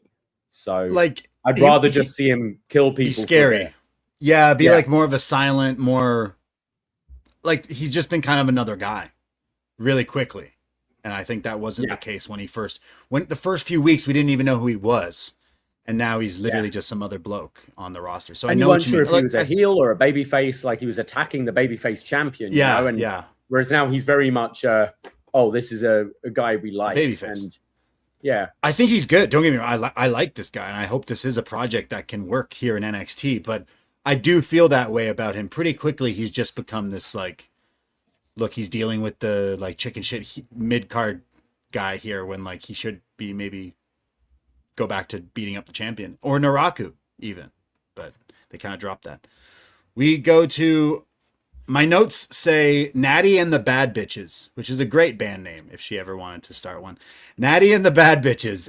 Natalya Neidhart, just Nattie, with Carmen, Layla, and Nikita. Yeah, that's this group, this stable. What a stable here. Layla Diggs has a match in a few minutes in a fatal 4-way #1 contendership, and Nattie says, we'll all be in your corner for the match. And Layla says, hey, actually, I want to go out there and do this on my own. And Nattie's like, okay. So Layla goes to get ready for her match, and Nattie says to the other, hey, you guys are going to be in my corner for my match, though. And they're like, oh, yeah, absolutely. So they're getting ready for Nattie's championship match in our main event. But yeah, I like what they've done with Layla and this group, because it's been more on the subtle side. But there were a couple of weeks ago where I can't remember who it was about, but Layla kind of stuck. Oh, it was Jada. She was like, these locker rooms can be tough being a woman and all that. And even here, like in the end of the show, like she isn't one of the ones who comes out with them to with Jada and the beatdown. So and just here being like, I want to do it on my own. Like, she's not long for this group, because at first when she won the 4-way, I was like, wait, isn't she meant to be a heel because she's not with Nattie? But no, it's clear like she's with Nattie for guidance, but doesn't necessarily agree with the things they're doing. So I haven't minded this. The Nattie tree. And it's given something for Carmen and Nikita, who actually I think fit this group pretty well. Yeah, that you mean Evolve champion Nikita. Evolve champion Nikita Lyons. I'll go off on her at the end. Okay. We go to our fatal 4-way match. It is for the women's championship. A shot at the winner gets a women's championship match? North American Championship, sorry. And this is a 4-way here. So we have Lizzy Rain taking on Thea Hale, Layla Diggs, and Izzy Dame. Sorry. Lizzy Rain and Izzy Dame. Vic does make a comment about this, and Booker goes, this is why I have it written down in front of me, Vic. and all I'm imagining is a bit of paper and like Lizzy Rain, Izzy. Mick Jagger, and Izzy Dame blonde. Yeah. Izzy Dame, Lizzy Rain. Izzy Dame, Lizzy Rain. Yeah. I will say, I love Lizzy Rain's theme song. It's totally a ripoff of Van Halen Hot for Teacher. I had figured it out. It was bothering me, but then I started singing along and I was like, wait a second. It's even doing the drum fills like it. So trust me, any Van Halen fans, not Van Hagar, talking Van Halen, listen to Lizzy Rain's theme song and tell me I'm not crazy, or am I? Also, while on the subject, Layla Diggs. This might be my favorite WWE theme currently. This theme is amazing. It's like a Destiny's Child or TLC song. You know, it's like late 90s, early 2000s R&B. Yeah. Oh man, banger alert. This can't be the same people that make some of these AI Nickelback sounding theme songs. This is a theme song. This is fantastic. Layla Diggs' theme song is my favorite theme song in WWE, and this is just after hearing it like once or twice. But wow, fantastic, great stuff. It does make people stand out. Like she does have a great look about flow. her, and obviously they put her over in this match, and she's got the little story going on with Nattie as well. But yeah, this entrance was pretty great. Shawn Michaels, round of applause. Shawn Michaels doing it again. Shawn Michaels, the king. Never forget. Still like Brett more, but Shawn, you're killing it. 4-way match here. All 4 women go at it. There's some great action where they're all going for each other's moves and countering each other. Lizzy Rain gains control, and she starts to make it rain with the chops into the corner to Layla, and then to Izzi here, where that's chopping to both of them. But then Layla comes back and does a Pele kick to both women here, knocking them down. Thea comes back with a coffin drop to the floor, and then starts to do this dance. I noticed Thea didn't come out, what was it? Chugging the beer or the rock star or the monster shotgunning, because it didn't really work the first time she did it. Right? I don't know what Thea Hale is right now. Her is this the American Pie, like Stifler, Jim's dad's dance? Am I crazy? This is the Jim's dad dance, maybe. I think. But her whole gimmick is she's a dad, right? I think that's what she's going on. I don't understand because she's like born in 2003, but just let her have it, I guess. But she didn't do the shotgunning. Thea hits a coffin drop and she's in control. Thea and Diggs start to go at it. There's a moonsault from Thea to the outside. The coffin drop, and then a double coffin drop as well. Izzi breaks up the pin and then hits a senton to both as well. Lizzy is in and hits the Matrix duck to 2 people and then does a double cutter and then goes for it again on Layla, who then does her own like backflip into another Pele kick. I'm assuming Layla's got some sort of soccer or footy experience because she's doing a lot of Pele kicks in this match, which looked pretty good. Layla then jumps up and gets hit with a cutter in mid-air from Lizzy Rain. This was an incredible spot. Like, she jumped out of midair to hit like a crossbody or something, but Lizzy counters it with this cutter for a near fall. Izzy then comes back in, try not to get distracted on who's who here. Hits a choke slam for a near fall, and then there's this running headbutt from Rain. Everything is breaking down. There's a Shining Wizard from Diggs for a near fall. The Kimura's locked in. She gets out of that. There's then another headbutt from Lizzy to Izzy, got that right, which allows Layla to hit a huge moonsault on Thea Hale, and in a huge upset, the newcomer, Layla Diggs, gets the pin on Thea Hale and gets a North American Championship match in the near future. But like we said, the 4-way matches, they know the layout of these things, especially in WWE NXT. They know each one, you can pick your spots and have an entertaining match from front to back. But NXT calling card, the women, and even one of the newest of the new with Layla Diggs, really impressing, I thought, in this match. The right woman won. I thought she stood out, and I know she's not going to beat Zarya, but I would have her win. I already think she's more exciting than a lot of the people on this roster, and I've only seen her on TV like 3 times, but put all my stock into her right now. Loved it. Beautiful moonsault as well. Yeah. It looked really good. Real fun match. I thought everyone played their part well in this. Lizzy Rain's really fun to watch. I thought those cutters and Matrix escapes and her like flying headbutt Claudio-esque uppercuts look really good. And yeah, I mean, I enjoyed Thea in this match as well. I just don't really know what we're doing with her. She appears once in a while, and she was very much here to take the fall. But yeah, fun match, and I'm excited to see what Layla does with Zarya. I could expect maybe her being booted out this group as soon as next week. Yeah, absolutely. Like, she did it without coming up the short heels, and then being like, yeah. And then I think she can feud with Nattie and those girls. But like, I thought she really stood out, and like Thea, I don't know really quite what they're doing with this character and her, that she has been given some big opportunities.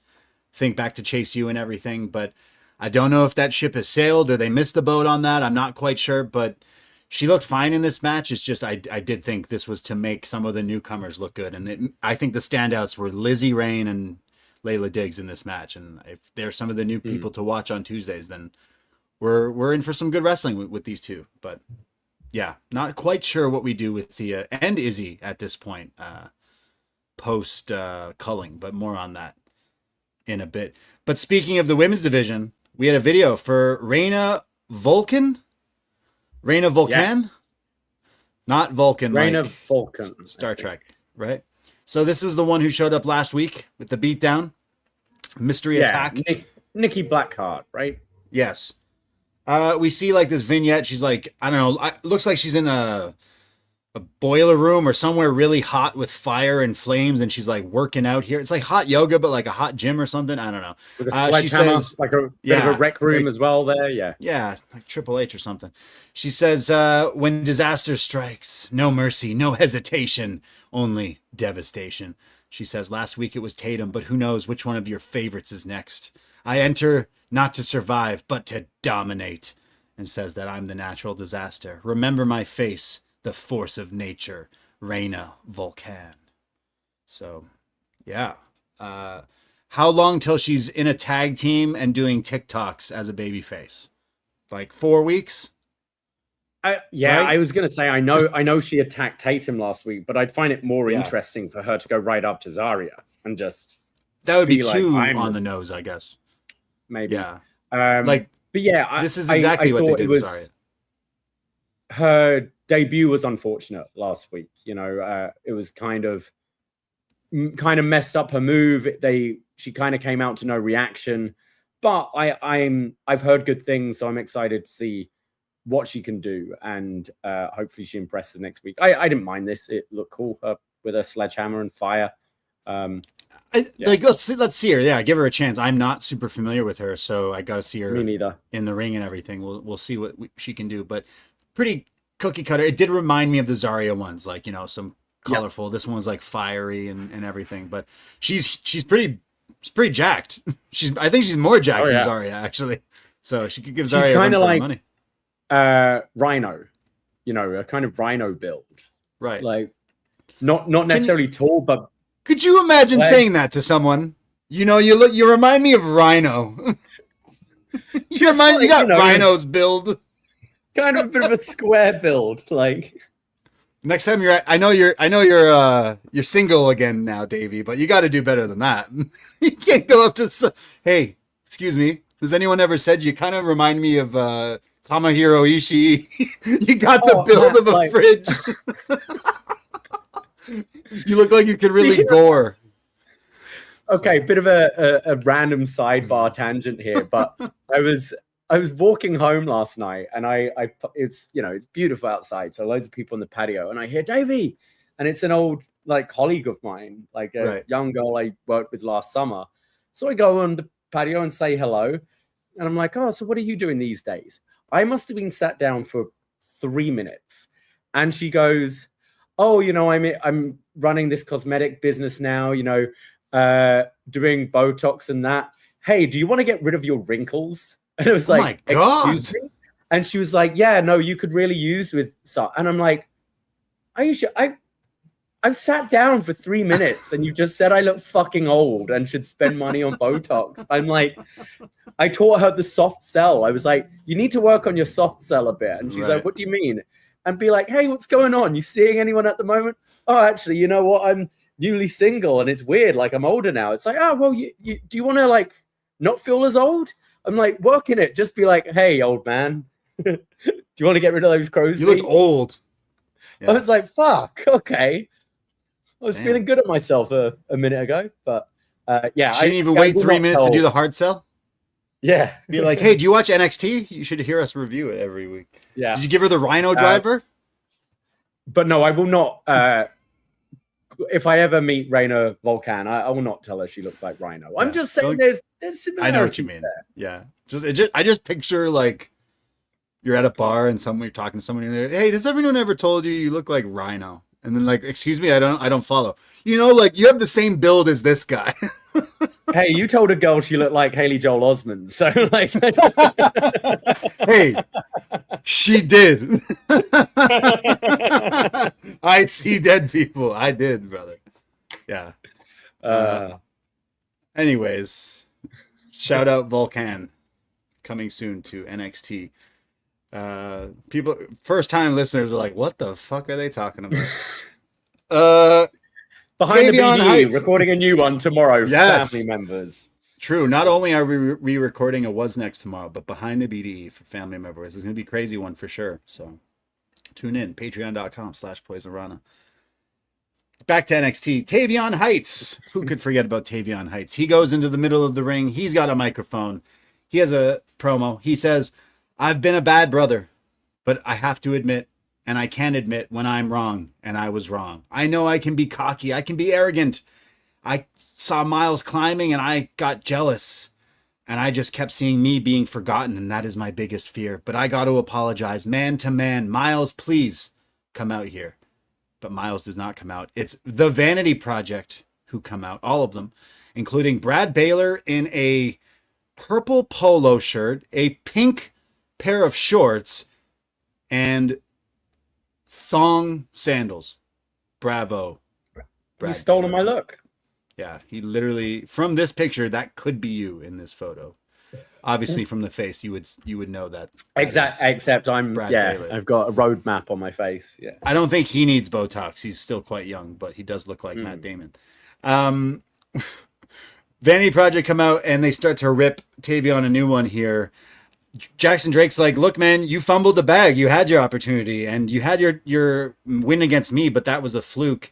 And everyone and their mother knows that I can beat you, and says that, in fact, everyone knows that. And he kind of like leans in, kind of goading Tavion to fight him. So he does. And then they all beat down on Tavion. So out comes Miles Bourne for the save, and they belly to belly Jackson Drake onto the floor, onto all of them. But yeah, this is setting up, I imagine, a tag team match. I was expecting Tavion to still turn around and deck Miles for a heel turn. I was worried as soon as this started, and he was like, Miles, come out for an apology. I was worried we were going to get this match. Another again, one. With a bait and switch from Tavion here and turning on his brother.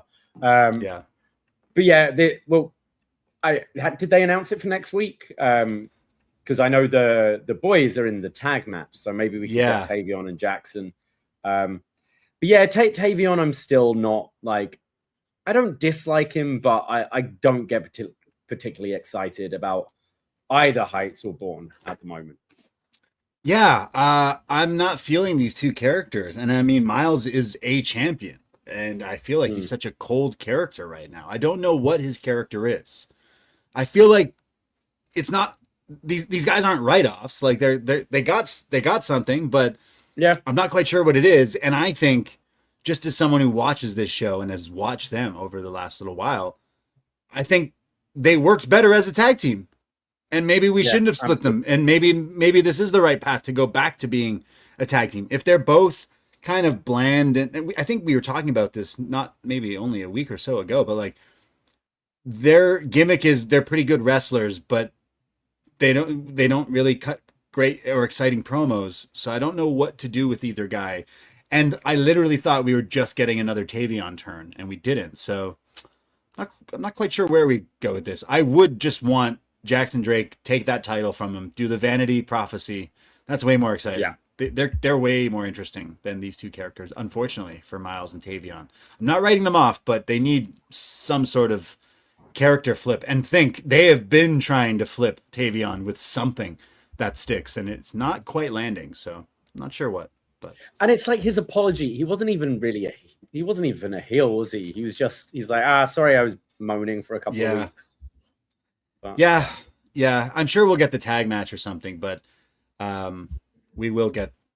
Hopefully, the title gets off Miles. I would like that. I think go back into the tag division. I think with these two, we have Romeo and Noam hanging out backstage. Everyone's new favorite tag team.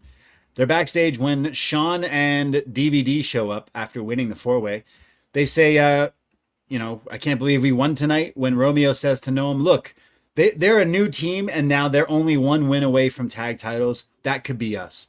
Noam Dar says, hey, Romeo, we need to get to know each other a little bit. And then he goes, yeah, you're right. Hey, do you like potatoes? You want to get, what does he say? You want to go get some frittatas? And Noam's like, hey, man, we shouldn't be talking about potatoes right now. when Legacy says, yes, don't worry. When we win the titles, we'll give you guys your shot. We'll give you a tag title shot when we are the champions.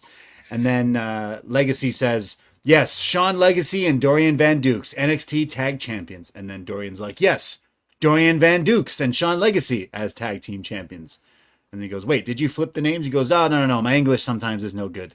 And then they walk off. And then Noam says, all right, I guess not all tag teams get along. But no, Romeo, how do you like your potatoes, by the way? And then it cuts. We never got the answer. How does he like his potatoes? It's been a long time since we've had vignettes of tag teams trying to bond. Yes. And here it's Noam Dar with his long-lost Spanish son, Romeo Moreno. And, you know, maybe we could have him giving him his first beer in the woods. Maybe they could go and eat sushi. You know, maybe they could go on a boat on the lake. Like, we haven't seen that. Right. Or picking and cooking and peeling potatoes, boil and mash them, stick them in a stew. Potatoes. Yeah. So it's been a long time since we've seen these cheesy kind of videos, and I think I'm ready for one again with Noam. I guess so. And, you know, Noam, like, feeding him haggis and stuff like that will be great.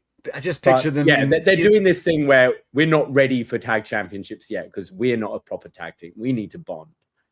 Just like they're out in the woods, and then Romeo stares at him. He goes, man, Noam, you're out there. Absolutely. And I think I'm out there too.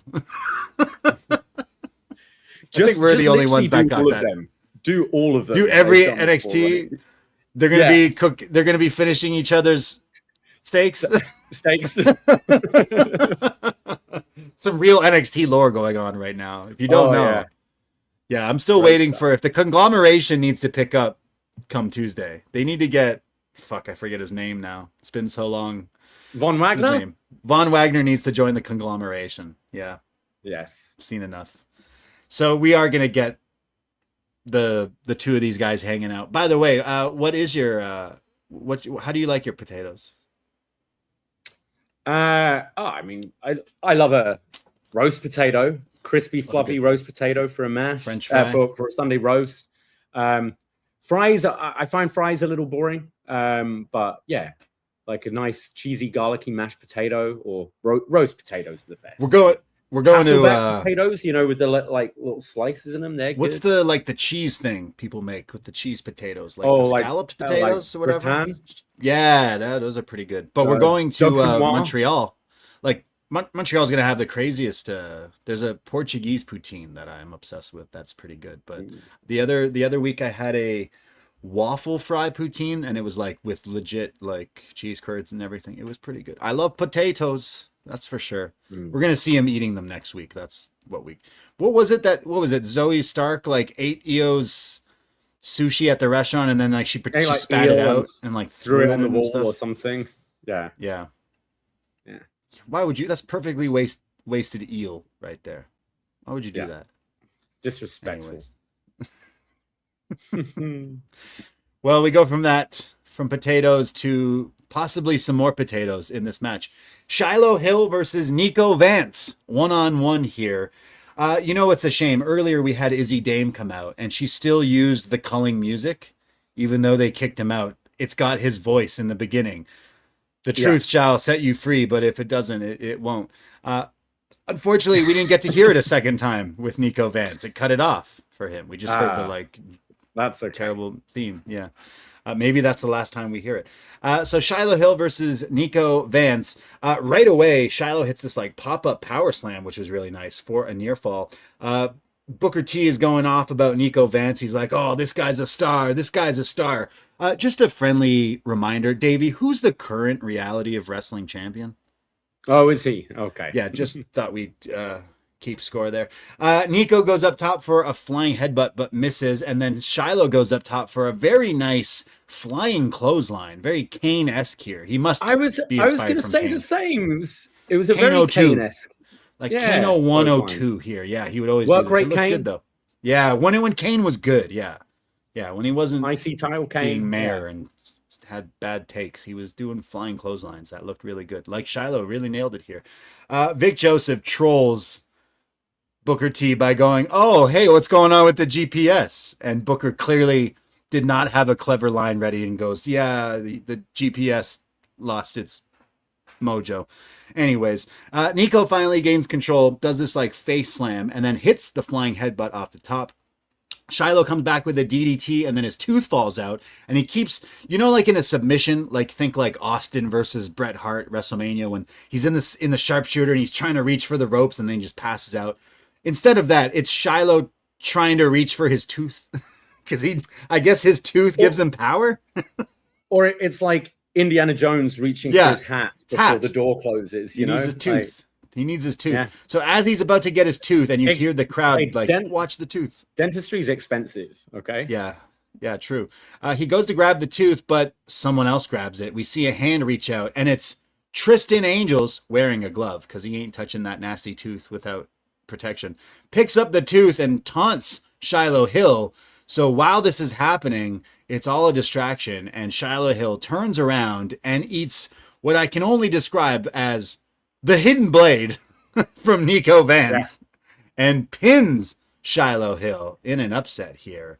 I'll just get to what happens after. Shiloh chases away Tristan to go after his tooth, which allows Niko to celebrate in the ring, but he's not alone as, you guessed it, the chairman, Sean Spears, shows up with the chair and smacks Niko in the back with it, standing tall. And then I think Vic had a line about something like, I guess the GPS has its coordinates set for Niko Vance. A babyface Sean Spears now, which means goatee and not a waistcoat, but a tank top here. Oh, he's babyface because he's not wearing the vest. Yeah. Yeah, exactly. How many looks can this guy try? I know. Ridiculous. Bless him. Bless St. Catharines, Ontario. Yeah. But yeah. Thoughts? I quite like both guys. I think Niko Vance, I want to see him move on from this culling thing, but I do think there's something there. I think he works with a real intensity, and I actually think the hidden blade's a great move for him. Like he does the face version. Looked really good. He hit it a couple of weeks ago in a tag match as well, and it looks good, impressive. And I think Shiloh as well, for a big guy, he can move around, and I've been enjoying both these guys' ring work, and I think Shiloh's maybe a little bit more ahead with the character and stuff, but there is something there with Niko Vance. So this is his first singles outing we've really seen for a long time, or if ever, I think. And he's good. He impressed. Yeah. Yeah. No, I think the only thing that was okay, you were at least on TV and getting reps in and working with someone under the learning chair with Sean Spears, but I think if you were given a different character with your set of skills that you have already and his look, to be honest, I feel like there's something there. Maybe a character change would maybe be the right step. And obviously breaking away from the culling is the first step in that. So I'm willing to give that a chance because every showing he has looked pretty good. And now he's added that flying elbow to the face. So it's like, all right, let's see what you can do, dude. Yeah. I can't think of anyone off the top of my head, but if you're looking to call him in the sort of heater role for a chicken shit heel would be be a Tomko kind of problem character solver. would work for him. Absolutely. Look at that. We got you watching one episode of TNA from 2009, and now you think you know everything. There we go. Luckily, he wasn't on that show. Not on that show, but yes. No, but yeah, trust me, you'd be lucky they weren't. And Shiloh Hill feuding with Tristan Angels. This needs to culminate to hog pen match. So, heat wave or his tooth on a pole match or something. Yeah. Oh, okay, yeah. We'll do that hog first. Pen, I'm down for. Yeah. Yeah. I think they would both be characters to work in that thing. But yes, the GPS is back. I guess we got to do the one-on-one chairman. He didn't hit Izzi with the chair though. Fortunately, she didn't get chair shot. Yeah. Next week, we have some matches announced. We told you the Vanity Project putting the titles on the line against Sean Legacy and Dorian Van Dukes. We got Naraku taking on Tate Wilder. We got Zarya versus Layla Diggs for the North American title. And then next week is Lola Vice, Kalani Jordan, and Callie Armstrong in the #1 contendership match. And I'm sure we'll get some other things added as well. But yeah, looking pretty good there. Yeah, for next week. Good. Sounds a good show. We go to our main event. The low-key legend, just Nattie, comes out with her group. Nattie's theme song is clearly a ripoff of Killing in the Name Of by Rage Against the Machine. Like, clearly, if I can sing the lyrics to that song over your song, then it's fine. We recently just reviewed some old WCW, DDP, and all that. I love a good, just think of Booker T's rip in TNA. I love good wrestling rips of themes that are just slightly different from the original, but I know what it's supposed to sound like. So Nattie taking on Kendal Grey, the champion for the NXT Women's Championship. We have some great grappling here between the both of them. They're trying to out wrestle each other. We got the present and the low key legend, the past of Nattie's big history of wrestling. So they're doing a lot of like grappling and trying to mat wrestle each other. Vic Joseph shouts out Paige, the first ever NXT Women's Champion, and says that Kendal could easily fit in with the old school era of NXT. I think if Kendal Grey showed up in 2013, this version should be running circles around a lot of people, including Paige in 2013. Yeah. But yeah, 100%. We see Nattie goes for I think it's Kendal who goes for the Stratisfaction, but Nattie clearly scouting that Canadian move there and goes for a move, but then that gets turned into an ankle lock, the first of many from Grey here. Nattie teasing a tap out, but eventually gets out of it. They start to brawl outside when the evil blondes show up, Nikita and Carmen. So Ren Sinclair gets in their face, and Lola Vice comes out for the save. So all of these women are brawling, and they kind of fight to the back, so it leaves the two alone in this match. They go to break, and when we come back, Nattie is in control. Eventually, Grey slips out and does a flying drop kick, and Nattie starts to sell her knee, but then fights back, straps her down for Grey, and hits her suplexes, and then an STO from Nattie. Everything is Nattie here. Very isn't this Naraku's finisher? She clocked like Kendall's head bounced off the mat here. This was crazy. Eventually Kendal comes back though with these cross arm breakers, and both of them are countering each other's submissions. The Nattie by nature is blocked into this huge Andrade-esque back elbow, the Grey effect, I guess. Kendal goes up top for a flying drop kick again, but in midair gets dropped into the sharpshooter. Very nice here, but eventually struggles, teases the tap out, gets to the ropes. They have a back and forth of near falls, but eventually it's the Shades of Grey out of nowhere, and Kendal Grey pins Nattie to retain the NXT Women's Championship in a pretty fun main event here. I like this match. It was good. Yeah, great opponent for Kendal here, because she could really show off her grappling, and I thought some of the transitions were really nice, and I loved the sequence at the end with the repeated roll-ups just into this Shades of Grey from out of nowhere, which she is starting to be able to do and hit this in.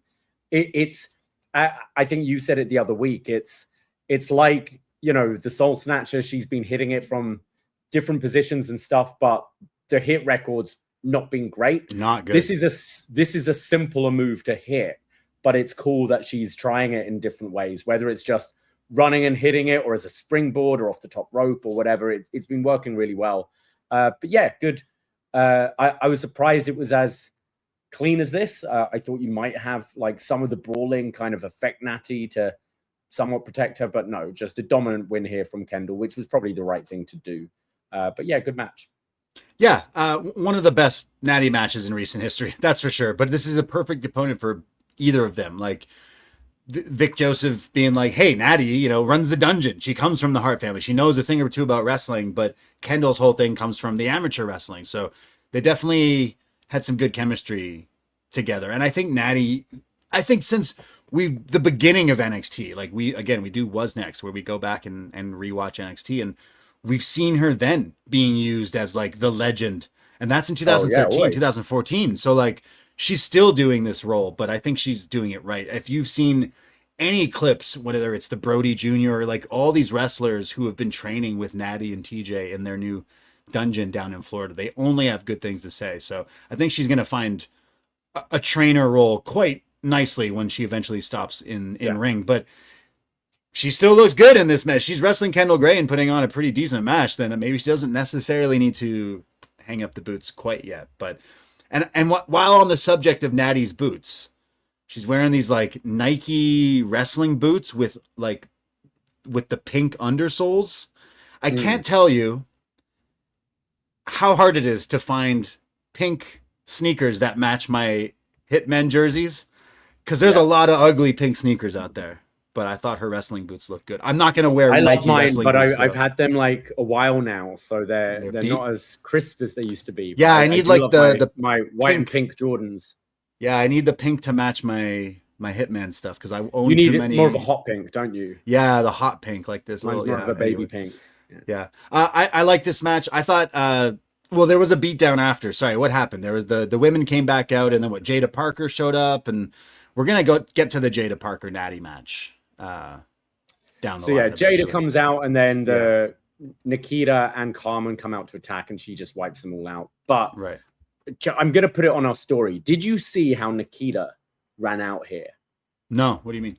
Okay, check. I'm going to post it on our story because I had to rewind and film this. She walks out like Santino Marella. She's like doing this and she's wiggling her over head. The top. Yeah. Oh, it was ridiculous. But favorite. it did make me laugh. And before getting smacked in the mouth. You mean Evolve Champion this week? I yes, this was a good week. This was a good episode. Like, honestly, it's refreshing with these new characters.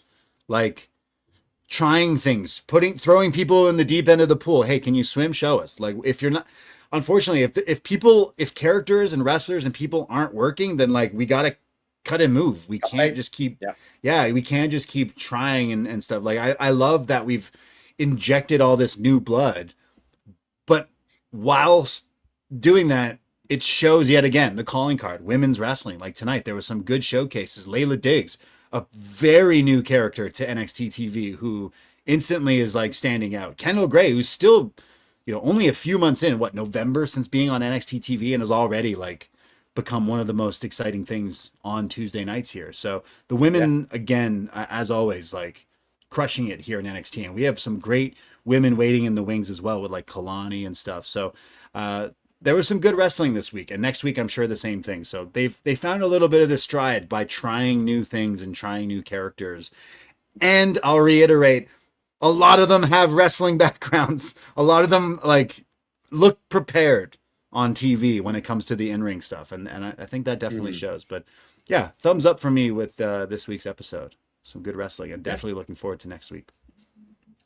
Is there any feedback? I can't see any feedback, maybe because we went a bit early, perhaps. But true. But yes, if in future you do want to leave feedback, join our Facebook group.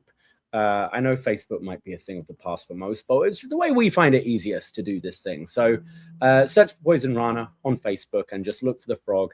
Join the group. You'll have to answer a few very, very tough questions, some very outdated questions there, Ralph, to join. But we'll let you in. Ralph and probably Kona Reeves, the finest. True. But and join us again this Sunday. Yes, we'll be back here next Tuesday, right after NXT. I don't know if it's a tape show or not, so I imagine we'll be live 10:05 p.m. We do this every Tuesday here at postwrestling.com. We'll talk about some NXT next week, but you want to hear more of us, Poisonrana.ca. Give us a follow at PoisonRanaPod. We'll be live this Sunday, 2 p.m. on our YouTube at PoisonRanaPod. And we'll be talking all about AEW Beach Break. Will Kenny Omega be champion? We know some matches announced for Redemption in Montreal. What's going on SmackDown with Cody? All the other stuff in the world of wrestling we will talk about this Sunday at 2 p.m. And if you want to hear more, check out our Patreon. Tons of shows as well. But we can't do this without our NXT friends, our frogs and friends. Appreciate everyone out there. I see you all in the chat, and I see you guys listening. Thank you. It means a whole lot. And we'll talk soon. All right. I guess go England. For England, James. For England, Davie. Absolutely. Godspeed. Let's God go. save the king. Let's go. Got to beat the Vikings. Got to beat the Vikings. We got to beat the refs. VAR. The British are coming. Trump. a lot, but we've got this. Right. We've got this. Yeah. Yeah. Anyways, that is it. That is all. Take care. Goodbye and be safe. Ahoy!